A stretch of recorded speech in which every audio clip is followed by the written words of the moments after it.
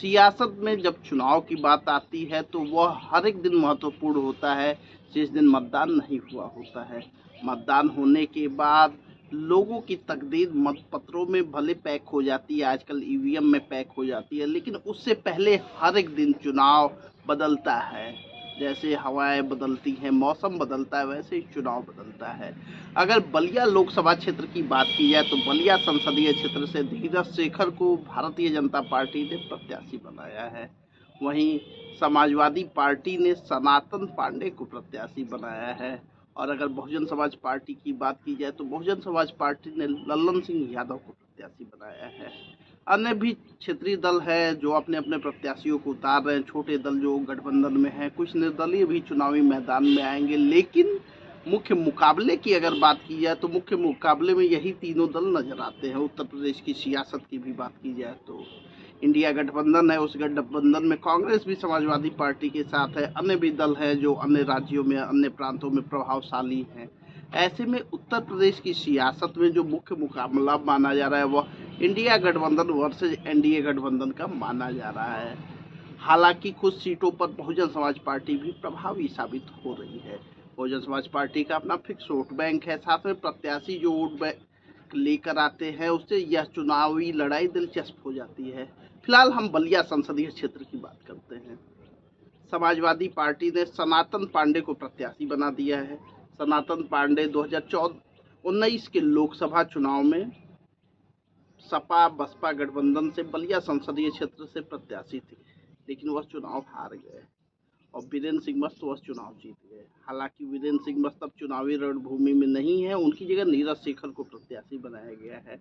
ऐसे में भारतीय जनता पार्टी के खेमे से जुड़े लोगों का कहना है कि जब गठबंधन था सपा बसपा का तब वहां से सपा नहीं जीत पाई तो अब कहां से जीतेगी। वहीं समाजवादी पार्टी के लोगों का तर्क है कि पिछली बार बस कुछ ही फासला रह गया था, इस बार हम लोग जीत जाएंगे।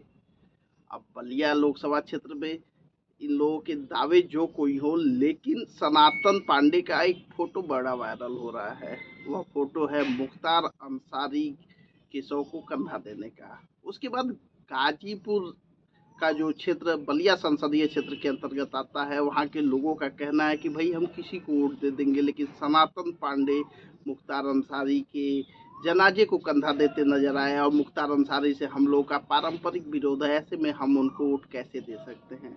तो ऐसे में ये देखने वाली बात होगी कि यह जो वोट है एंटी मुख्तार अंसारी वाला, बहुत ज़्यादा तो नहीं कहा जा सकता, लेकिन कुछ विरोध है, तो वह वोट किधर जाता है। क्या वह नीरज शेखर की तरफ वोट शिफ्ट होता है, या फिर लल्लन सिंह यादव की तरफ शिफ्ट होता है, या फिर कोई सियासी तौर पर अन्य विकल्प बनता है। अब जो भी हो, हर एक दिन सियासत बदलती है। वैसे सनातन पांडे के प्रत्याशी बनने के बाद नीरज शेखर के चेहरे पे हल्की मुस्कान जरूर आई होगी, लेकिन नीरज शेखर की राह इतनी भी आसान नहीं है, क्योंकि नीरज शेखर तो धीर गंभीर हैं, लेकिन उनके समर्थक कितने धीर गंभीर है इस बात का आकलन इसी बात से किया जा सकता है कि नीरज शेखर को जब भारतीय जनता पार्टी ने प्रत्याशी बनाया तो पटाखे फूटे। नीरज शेखर के घर के बाहर तो फूटे ही, लेकिन अन्य जो दावेदार थे उनके घरों के बाहर भी फूटे, ऐसा बलिया के लोगों का कहना है। लोगों का तो ये भी कहना है कि जो अन्य लोग दावेदार थे उनके समर्थकों को फोन किया गया कि आइए मिठाई खा लीजिए। ऐसे में वह लोग नाराज बताए जा रहे हैं। अगर उनकी नाराजगी बूथों पे दिखी तो चुनाव कुछ भी हो सकता है। हालांकि समाजवादी पार्टी ने जो प्रत्याशी उतारा है उससे कहीं न कहीं भारतीय जनता पार्टी को हल्की राहत मिली है, लेकिन सनातन पांडे को कमजोर आंकना भी गलती साबित हो सकती है। अब देखने वाली बात होगी कि कौन चुनाव जीतता है और बलिया संसदीय क्षेत्र का कौन नेतृत्व करते नजर आता है। धन्यवाद।